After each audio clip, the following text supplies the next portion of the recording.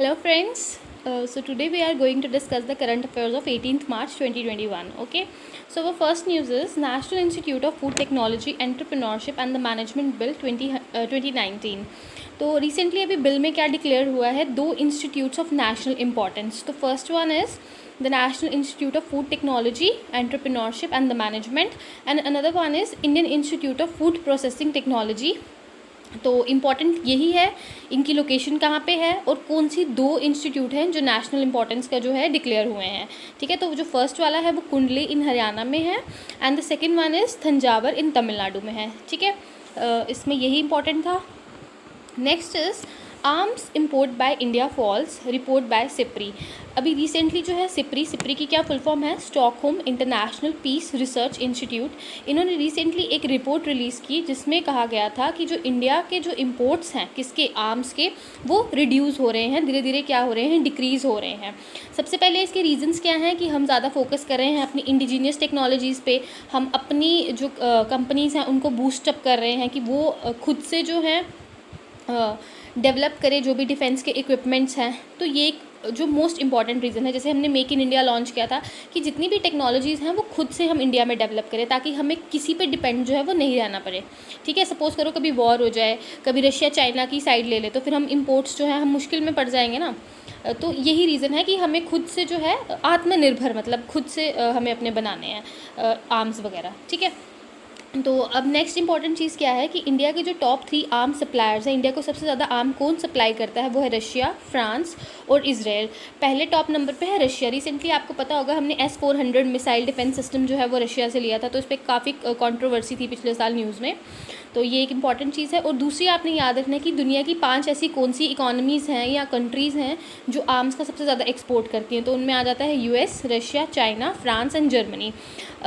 Suppose कभी आपको नहीं पता हो कि ये कौन कौन सी हो सकती हैं, तो क्वेश्चन में आप ऑप्शंस देखिए कि कौन सी आपको डेवलप्ड कंट्रीज़ लग रही हैं, क्योंकि ज़्यादातर उन्हीं के पास टेक्नोलॉजी होती है, R&D वही ज़्यादा कर पाते हैं, पैसे ज़्यादा वही खर्च पाते हैं. तो इस तरीके से भी आप कुछ कंट्रीज़ को याद रख सकते हो. ठीक है, next is US becomes India second biggest oil supplier. ठीक है, USA ने किसको ओवरटेक किया, सऊदी अरेबिया को, कि जो टॉप सप्लायर्स जो इंडिया को जो ऑयल जो है वो प्रोवाइड करते हैं वो कौन कौन से हैं, Iraq, USA, Nigeria, Saudi Arabia and UAE. पहले जो सऊदी अरेबिया था वो सेकंड नंबर पे था. रिसेंटली जो है USA जो है वो सेकंड नंबर पे आ गया है. और आपको सबसे इंपॉर्टेंट याद रखना है कि फर्स्ट नंबर पे कौन है. क्वेश्चन में कभी आपको डायरेक्ट नहीं पूछेंगे कि कौन सी कंट्री थी जिसने सऊदी अरेबिया को रिप्लेस करके जो सेकंड बिगेस्ट ऑयल सप्लायर बना है.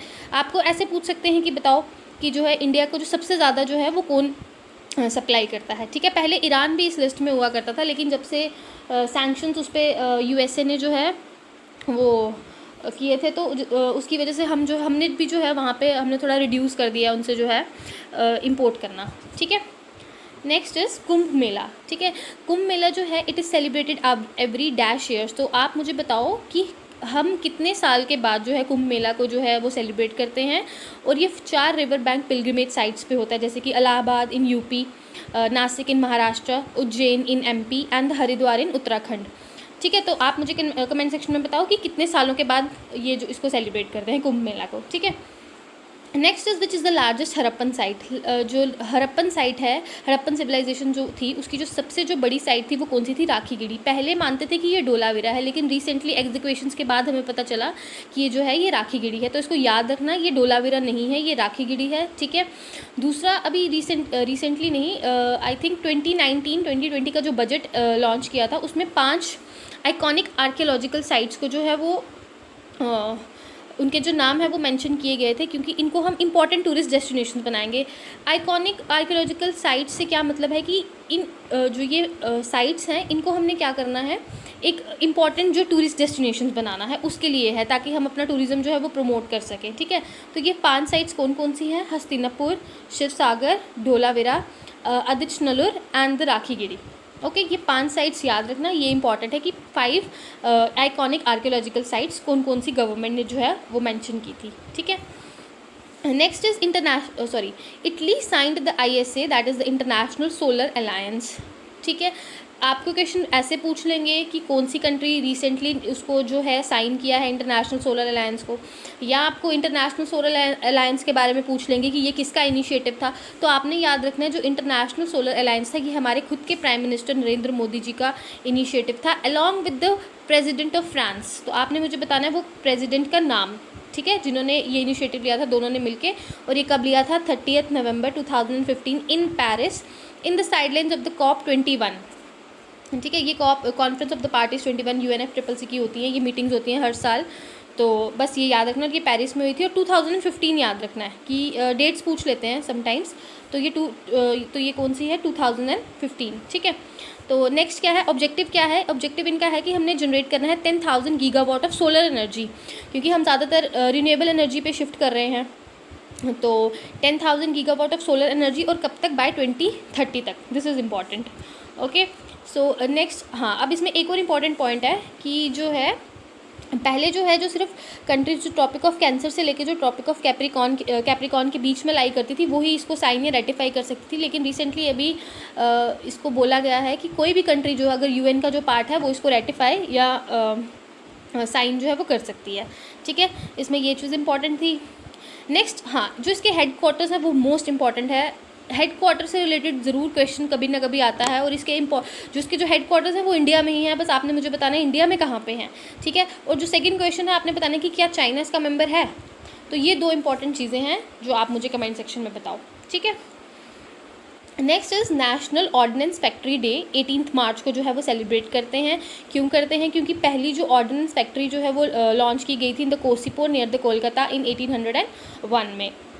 इसमें आज सच कुछ इंपॉर्टेंट था नहीं, बस इतना याद रखना कि डे कब मनाया जाता है 18 मार्च को। एज सच ये डे भी इतना इंपॉर्टेंट नहीं है। ज़्यादातर जो डेज होते हैं वो कौन से इंपॉर्टेंट होते हैं? जैसे इन्वायरमेंट डे हो गया, वाटर डे, एयर डे, मतलब लाइक टोबैको डे। तो इस तरीके के जो डेज होते हैं वो ज़्यादा इंपॉर्टेंट रहते हैं। बट चलो, न्यूज़ में था तो क्यों छोड़ना है हमने। ठीक है।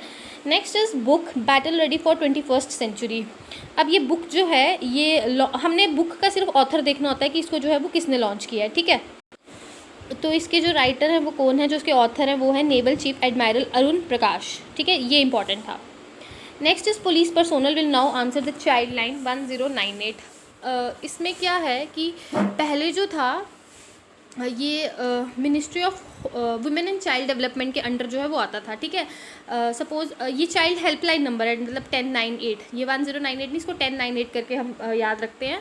तो अब इसको जो है वो शिफ्ट कर दिया गया है to the ministry of home affairs. अब क्या होगा? जो केसेस होगा वो पुलिस पर्सोनल खुद देखेगी instead of social workers. Social workers जो थे वो पहले जो है कॉल्स को आंसर करते थे और उनकी हेल्प वगैरह करने की कोशिश करते थे। लेकिन अब गवर्नमेंट ने क्या बोला है कि अब इसको पुलिस पर्सोनल जो है वो हमारा खुद देखेगा, तभी इसकी मिनिस्ट्री जो है वो होम अफेयर्स कर दी गई है। ठीक है, दिस इज़ इंपॉर्टेंट।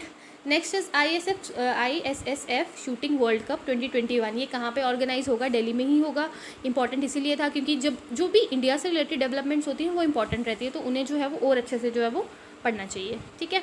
नेक्स्ट, जब अगर इसके विनर्स जब अनाउंस होंगे तो हम विनर्स का नाम जो है वो करेंगे, ताकि हम ऐसे लिंक कर सकें कि वो ऐसा पर्टिकुलर स्पोर्ट्समैन जो है वो कौन से स्पोर्ट्स से रिलेटेड था। तो इस तरीके से हम पढ़ेंगे। ठीक है। Next is new chairman of the stop TV partnership board. तो जो चेयरमैन हैं वो कौन बने हैं? डॉक्टर हर्षवर्धन। इन्होंने लॉन्च किया था एक न्यू एंड अग्रेसिव टीबी हारेगा देश जीतेगा campaign. Actually sustainable development goals के जो भी गोल्स थे उसमें एक गोल ये भी था कि हम जो है हेल्थ को जो है वो बेटर बनाएंगे। तो उसी के अंडर कंट्रीज़ ने बोला था कि हम जो है वो टीबी को जो है ग्लोबली, मतलब जो ग्लोबल एम है वो 2030 तक रिड्यूस करने का है। लेकिन प्राइम मिनिस्टर जी ने बोला था कि हम इसको 2025 तक रिड्यूस करने की कोशिश करेंगे। मतलब जो इंडिया का टारगेट है वो 2025 तक है कि हमें ट्यूबरक्लोसिस को, मतलब टीबी इज़ लाइक ट्यूबरक्लोसिस, उसको हमें ख़त्म करना है बाय 2025 तक। ये इंपॉर्टेंट इसीलिए है क्योंकि हमारा टारगेट 2025 का है। इससे क्वेश्चन आ सकता है। ग्लोबल टारगेट 2030 आपको पूछ लेंगे कि भाई बताओ इंडिया का टारगेट कहाँ तक का है, तो इंडिया का याद रखना, इंडिया का 25 तक है। ठीक है, तो बस इतना ही था। ठीक है। नेक्स्ट इज पोषण पखवाड़ा celebrated by the ministry of women and the child development from 16th to 31st मार्च। जैसे कल मैंने आपको पोषण अभियान के बारे में बताया था कि उन्होंने जो है वो एक वर्कशॉप लॉन्च की है बुड़गांव डिस्ट्रिक्ट में। तो ये वीक सेलिब्रेट कर रहे हैं वो न्यूट्रिशनल चैलेंजेस को जो है कम करने के लिए। मिड डे मील स्कीम इसमें आ जाती है, जैसे लॉन्च की गई थी। उसके 2 पर्पसेस थे कि बच्चों को एजुकेशन भी 8th तक प्रोवाइड हो जाए, और जो है उनको न्यूट्रिशन भी जो है वो उनको खाने के, मतलब जैसे मिड डे मील स्कूल्स में होता है ना कि उनको मील्स प्रोवाइड की जाती हैं, तो एजुकेशन भी हो गई और न्यूट्रिशन भी हो गया। तो 2 चीज़ें जो है वो इससे टारगेट होती हैं। तो ऐसी ही स्कीम्स जो है वो गवर्नमेंट लॉन्च करता है हम लोगों के वेलफेयर के लिए। ठीक है, तो इसके की फोकस एरिया क्या है? इसका जो फोकस एरिया वो क्या है कि ये फूड फॉरेस्ट्री और पोषण पंचायत, ठीक है, ये इस तरीके से जो न्यूट्रिशनल चैलेंजेस को एड्रेस करेंगे और जो इम्प्रूव करेंगे ये न्यूट्रिशनल आउटकम्स को in a holistic manner in convergence with the other ministries के साथ, मतलब दूसरी मिनिस्ट्रीज़ के साथ भी हेल्प करके ये न्यूट्रिशनल आउटकम्स को जो है वो बेटर बनाएंगे। ठीक है, now there is a question for the day. कल मैंने आपको दारा शिकोह बिल्डिंग के बारे में बताया था जो दिल्ली में है, तो आज उसी पे मैं दारा शिकोह जी के बारे में क्वेश्चन ले आई हूँ। सो पहला है कि he is described as a liberal Muslim because he tried to find the commonalities between the Hindu and the Islamic traditions. Second is he translated the Ramayana as well as the 52 Upanishads into the Persian. तो you have to answer the correct statement. अब आज मैंने आपको सीधा पूछ लिया है कि इसके जो है इसको आपने बताना है इसमें से करेक्ट स्टेटमेंट जो है वो क्या है। ठीक है, तो आज के लिए बस इतना ही। अगर आपको कुछ क्वेरीज़ वगैरह हैं तो आप मुझे कमेंट सेक्शन में पूछ लीजिए। अगर वीडियो अच्छा हो तो लाइक करें, सब्सक्राइब करें एंड शेयर करें।